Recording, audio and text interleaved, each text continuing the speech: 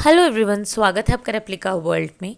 तो जैसे कि आप लोग जानते ही होंगे कि बिहार लोक सेवा आयोग यानी बीपीएससी की तरफ से बहुत सारी वैकेंसीज़ रिलीज़ की गई थी और यहाँ पर जो लोग टीचिंग जॉब की तैयारी करते हैं उन लोगों के बीच में बहुत ज़्यादा खुशी देखने को मिली। जैसे कि हमें पता ही है कि आज से कुछ दिन पहले केवीएस का रिज़ल्ट आया था, केंद्रीय विद्यालय का रिज़ल्ट आया था काफ़ी पोस्ट के लिए, और जो लोग उसमें सफल नहीं हो पाए थे उनके अंदर कहीं ना कहीं ये दुख का भाव था कि शायद हमें सरकारी नौकरी मिलेगी या नहीं मिलेगी। तो जैसे ही बीपीएससी की तरफ से वैकेंसीज रिलीज़ हुई तो उन लोगों को बहुत ज़्यादा खुशी हुई। पर आज की इस वीडियो में हम बात करेंगे कि ये जो बीपीएससी की तरफ से 70,000 के करीब वैकेंसीज रिलीज़ हुई हैं, तो एक्चुअली में ये कितनी वैकेंसीज़ हैं और कौन से सब्जेक्ट में कितनी हैं, और हम इसमें अप्लाई कर भी सकते हैं नहीं कर सकते हैं। अदर स्टेट वालों का क्या सीन है, मतलब अदर स्टेट वाले जो कैंडिडेट्स हैं क्या वो इसमें अप्लाई कर सकते हैं या नहीं कर सकते हैं, इन सब चीज़ों के बारे में बात करेंगे। तो जब आप इस वीडियो को अंत तक देखेंगे तो आपको सब चीज़ें पता चल जाएंगी और आपके सामने सारी तस्वीर इसकी साफ़ हो जाएगी। चलिए नोटिफिकेशन की तरफ चलते हैं। तो बीपीएससी की तरफ से जो नोटिफिकेशन रिलीज़ किया गया तो उसमें जो पहला पॉइंट था उसमें दिया हुआ था मध्य विद्यालय यानी 6 to 8 तक के विद्यालयों में अध्यापकों के लिए कुल पद 31,982 पद हैं। तो यहाँ पे देखिए गणित के जो आपको पद हैं वो हैं 5,850, सामाजिक विज्ञान के हैं 4,180, हिंदी के हैं 1,722। इस तरीके से बहुत सारे पद हैं, कुल पद 16,140। ठीक है। इसके अलावा जो इधर आप देख रहे हैं महिलाओं के आरक्षण हेतु कोटिवार पद, तो ये भी अलग अलग सब्जेक्ट में अलग अलग हैं। तो इनका जो कुल संख्या है या कुल पद जो है वो है 15,882। ठीक है, इस तरीके से यहाँ पर हैं। और फिर दिव्यांगों हेतु आरक्षित पद भी हैं। तो इन टोटल अगर हम देखें तो 31,982 पद यहाँ पर हैं। ठीक है। अब नेक्स्ट है माध्यमिक विद्यालय यानी 9 to 10 तक के जो बच्चों को पढ़ाएंगे वो अध्यापक, उनके कुल पद हैं 18,877। इसमें हिंदी के पद आप देख सकते हैं 3,423 पद हैं, अंग्रेजी के 3,465 पद हैं। इस तरीके से इस साइड आप देखेंगे तो महिलाओं के लिए आरक्षित और दूसरा दिव्यांगों हेतु आरक्षित पद भी अलग दिए हुए हैं। तो इस तरीके से हर एक सब्जेक्ट के यहाँ पे क्या है पद हैं। अब 9 to 10 में आप आके देख सकते हैं विज्ञान के कितने पद हैं और गणित के कितने हैं। इस तरीके से बहुत सारे यहाँ पे दिए हुए हैं। ठीक है। फिर यहाँ पे नीचे वही दिया हुआ है कि क्या होना चाहिए हमारा जो क्या बोलते हैं उसको एलिजिबिलिटी, इसके अलावा यहाँ पे क्या क्या पे है इसके बारे में दिया हुआ है। ठीक है। इसके बाद फिर माध्यमिक विद्यालय 9 से 10 के विशेष विद्यालय अध्यापक मतलब स्पेशल एजुकेशन में कितने पद हैं। ठीक है। इसके बाद देखिए और आपको यहाँ पे देखने को मिलेंगे। ठीक है, स्पेशल एजुकेशन के पद। नेक्स्ट आता है 11 to 12 के जो टीचर हैं उच्च माध्यमिक विद्यालय में 18,577 पद हैं, जिसमें जंतु विज्ञान के आप देखेंगे 400 पद हैं, वनस्पति विज्ञान के 561 पद हैं, रसायन विज्ञान के 1,857 हैं। इस तरीके के आपको यहाँ पे पद देखने को मिलेंगे। महिलाओं के लिए आरक्षित और दिव्यांगों हेतु आरक्षित अलग पद होंगे। ठीक है। अब देख सकते हैं आप पे कितने ज़्यादा यहाँ पे आपको वैकेंसीज देखने को मिल रही हैं, है ना। तो इस तरीके से ये वैकेंसीज हैं। अब आती है बात कि चलिए वैकेंसीज तो बहुत ज़्यादा हैं, तो क्या सच में हमें खुशी मनानी चाहिए या फिर अभी हमारे खुशी मनाने का टाइम नहीं आया है। तो देखिए खुशी हमें मनानी चाहिए, पर हमें एक बार इस नोटिफिकेशन को ध्यान से पढ़ना चाहिए, तब जाके हमें समझ में आएगा।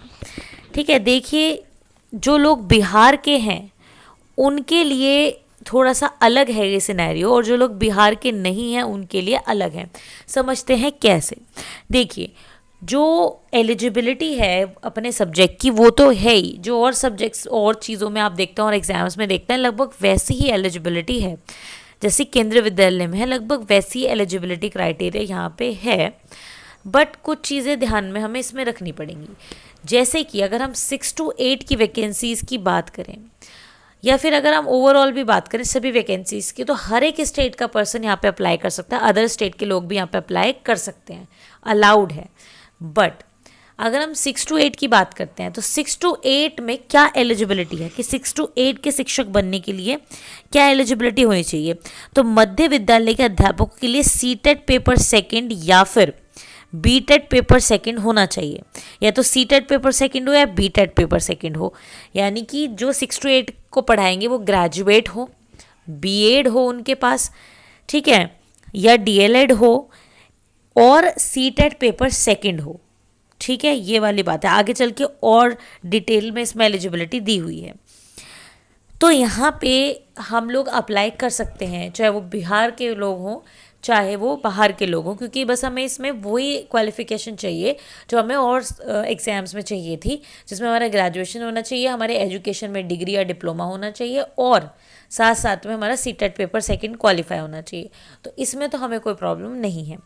पर आगे जो लोग प्लान कर रहे हैं कि वो 9 to 10 के लिए भरें या 11 to 12 के लिए भरें, उनके लिए समस्या यहाँ पे खड़ी होती है। क्योंकि देखिए, माध्यमिक विद्यालय यानी 9 to 10 के बच्चों को पढ़ाने के लिए जो अध्यापक बनना चाहते हैं उनके पास एस्टेट पेपर फर्स्ट होना चाहिए। एस्टेट पेपर जो है वो है स्टेट टीचर एलिजिबिलिटी टेस्ट। ये बिहार ने कंडक्ट किया था 2011 और 2019, 2 ही बार ये पेपर हुआ है। यानी कि जो लोग 9 to 10 के टीचर बनना चाहते हैं बिहार में, उनको एस्टेट पेपर फर्स्ट जो है वो उनका क्वालिफाई होना चाहिए। और ये पेपर बिहार में 2 ही बार कंडक्ट हुआ है, एक बार 2011 में, एक बार 2019 में। तो जो भी लोग हैं, चाहे वो दूसरे स्टेट के हों या फिर वो बिहार के हों, जिनका एस्टेट पेपर फर्स्ट क्लियर नहीं है वो अप्लाई नहीं कर सकते। अब यहाँ पे बहुत सारे लोग बाहर हो जाते हैं। जिन लोगों ने एस्टेट पेपर नहीं दिया वो बाहर हो गए। कुछ लोग ऐसे थे जो कि एलिजिबल ही नहीं थे देने के लिए, क्योंकि बहुत सारे लोगों की जो बीएड है या जो डिग्री या डिप्लोमा इन एजुकेशन है वो 2019 के बाद कंप्लीट हुआ।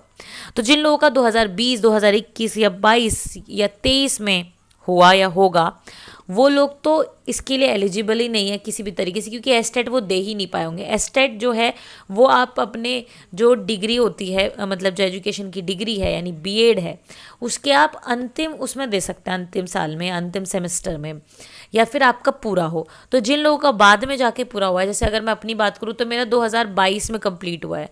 तो अगर मेरा 2022 में कंप्लीट हुआ है और मैं बिहार में रहने वाली एक नागरिक हूँ, तो मैं तो एस्टेट का पेपर दे ही नहीं सकती थी, क्योंकि मैं 2019 में एलिजिबल ही नहीं थी। तो वो लोग बाहर हो गए, और अदर स्टेट वालों का तो सवाल नहीं उठता। हम कौन सा बिहार में जाके एस्टेट का पेपर देते, तो हमारे पास तो है ही नहीं। तो इसका मतलब अदर स्टेट वालों के लिए 9 to 10 वैकेंसी नहीं है, चाहे कितनी भी ज़्यादा वैकेंसी दिख रही हो।